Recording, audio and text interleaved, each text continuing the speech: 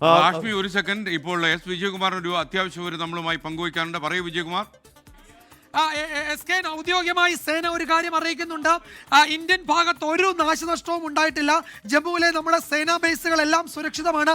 മിലിറ്ററിയുടെ ഒരു അസറ്റിനും ഒരു കേടുപാടും ഉണ്ടായിട്ടില്ല എന്ന വളരെ ആശ്വാസകരമായ വാർത്ത ഇപ്പോൾ ഇന്ത്യൻ സേന സ്ഥിരീകരിക്കുന്നുണ്ട്.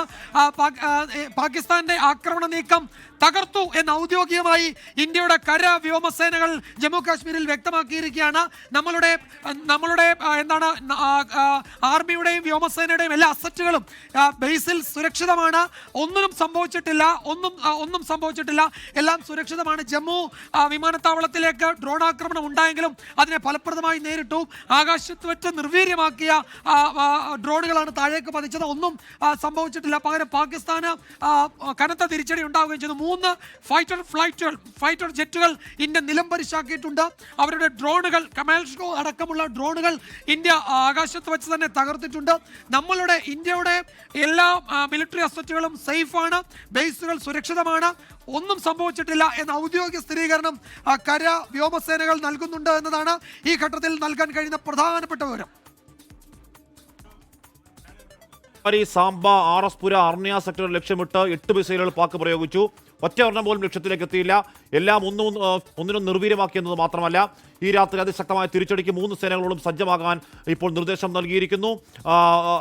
അടിയന്തര സാഹചര്യം കണക്കിലെടുത്താണ് ഈ നിർദ്ദേശം. നാവികസേനയ്ക്കാണ് പ്രധാന നിർദ്ദേശം. അപ്പോൾ ഈ രാത്രി പാകിസ്ഥാൻ മറക്കാനാവാത്ത വണ്ണമുള്ള അതിശക്തമായ ഒരു തിരിച്ചടിക്ക് രാജ്യം തയ്യാറെടുക്കുന്നു. സ്കേൻ അത് ഉറപ്പായും പാകിസ്ഥാൻ മറക്കില്ല. കാര്യം ഈ പറയുന്ന പരാജയപ്പെട്ട ഇന്ത്യൻ സംസ്ഥാനങ്ങൾ അല്ലെങ്കിൽ ഇന്ത്യൻ നഗരങ്ങളെ കേന്ദ്രം വെച്ച് കഴിഞ്ഞ രാത്രി നടത്തിയ പരാജയപ്പെട്ട പരാജയപ്പെടാത്ത ഓപ്പറേഷൻ ഈ രാജ്യം നൽകിയതാണ്. ഇന്ന് രാവിലെ മുതൽ അത് ഇസ്ലാമാബാദിൽ, കറാച്ചിയിൽ, റാവൽപിണ്ടിയിലൊക്കെ അത് പ്രകടമായിരുന്നു. അക്ഷരാർത്ഥത്തിൽ ഈ പകൽ പാകിസ്ഥാൻ ഒട്ടാകെ പാനിക് അവസ്ഥയിലായിരുന്നു. അവരുടെ വ്യോമ പ്രതിരോധ സംവിധാനങ്ങൾ അമ്പെ തകർന്ന കാഴ്ച നമ്മൾ കണ്ടു.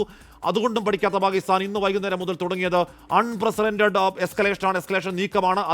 അതിനവർക്ക് മറുപടി ഉണ്ടാവണം. ആ മറുപടി അല്പസമയത്തിനകം നൽകിയെന്ന വാർത്ത നമുക്ക് പ്രേക്ഷകരോട് അറിയിക്കാൻ കഴിയും എന്ന് തന്നെയാണ് പ്രതീക്ഷിക്കുന്നത്. എന്തായാലും പൊക്രാനിലേക്ക് എത്തിയ ഒരു മിസൈൽ കൂടി തകർത്തു എന്നൊരു വാർത്ത ഇപ്പോൾ വരുന്നുണ്ട്. എന്തായാലും അവരുടെ ശ്രമം അങ്ങേയറ്റം വിഫലമായി. ഏതെങ്കിലും ഒരൊറ്റ മിസൈൽ പോലും താഴെ വന്നില്ല. ഏതെങ്കിലും ഒരു പരിക്ക് ആർക്കും ഉണ്ടായിട്ടില്ല. ഏതെങ്കിലും എയർബേസിന് ഏതെങ്കിലും ഒരു കല്ലിളക്കാൻ പോലും കഴിഞ്ഞിട്ടില്ല പാകിസ്ഥാന്റെ ആ സ്വാം ഡ്രോൺ അറ്റാക്കിന്. എസ്കെ ഓക്കെ, നമുക്കൊപ്പം ചേർന്ന് ഹാഷ്മി താജ് ഇബ്രാഹിമാണ് നമ്മുടെ യുദ്ധകാല നിരീക്ഷകൻ.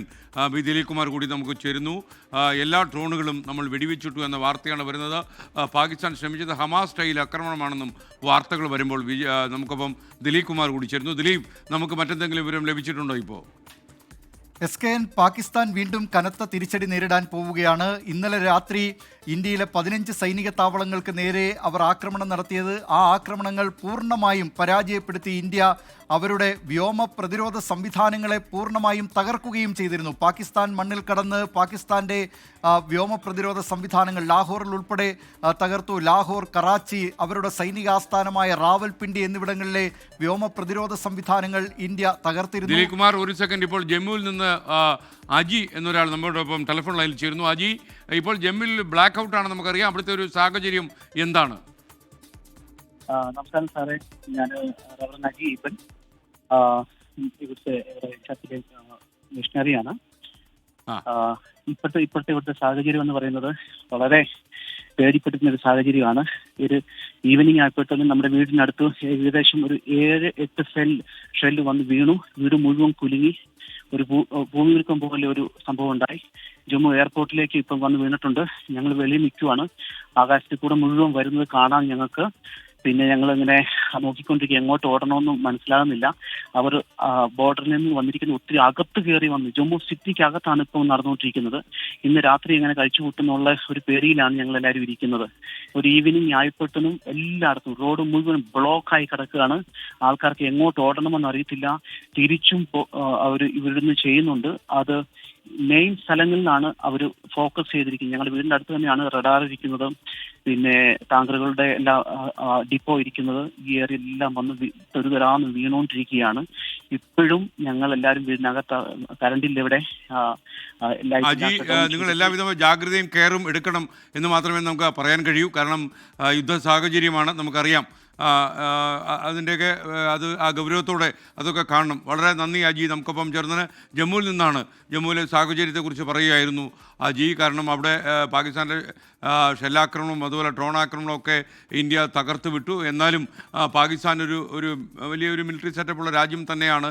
എന്നാൽ ഇന്ത്യയുടെ കരുത്തുമായി താരതമ്യപ്പെടുത്തുമ്പോൾ പാകിസ്ഥാൻ ഇന്ത്യയെ ഒന്നും ചെയ്യാൻ കഴിയില്ല എന്നുള്ള ധാരണ അവർക്കുള്ളതുകൊണ്ട് തന്നെ പരിഭ്രാന്തിയിൽ നിന്ന് അവർ ആഞ്ഞടിക്കാൻ ശ്രമിക്കും. എന്നാൽ അത്തരം അഡ്വഞ്ചറസൊക്കെ തകർക്കാൻ നമ്മുടെ പ്രതിരോധ സംവിധാനത്തിന് കഴിയും എന്ന് നമ്മൾ തെളിയിച്ചു കഴിഞ്ഞു. പൊക്രാനിലേക്ക് എത്തിയ മിസൈൽ നമ്മൾ തകർത്തു വിട്ടു. ഡൽഹിയിൽ ഇപ്പോൾ അതീവ ജാഗ്രതാ നിർദ്ദേശം വന്നുവെന്ന് ആർ അച്യുതൻ്റെ ഡൽഹി റിപ്പോർട്ടിൽ പറയുന്നുണ്ട്. അത് ഡൽഹിയിലെ എയർപോർട്ടിൽ അടക്കം ജാഗ്രത പുലർത്താനാണ് ഇപ്പോൾ നിർദ്ദേശം വന്നിരിക്കുന്നത്. നമ്മൾ നേരത്തെ അറിയിച്ചതുപോലെ ധരംശാല സ്റ്റേഡിയത്തിൽ നിന്ന് IPL കളിക്കാരെ മാറ്റി എന്ന വിവരം വരുന്നു. കാണികളെയൊക്കെ തന്നെ അതിവേഗത്തിൽ അവിടെ നിന്ന് ഒഴിപ്പിക്കുകയാണ്.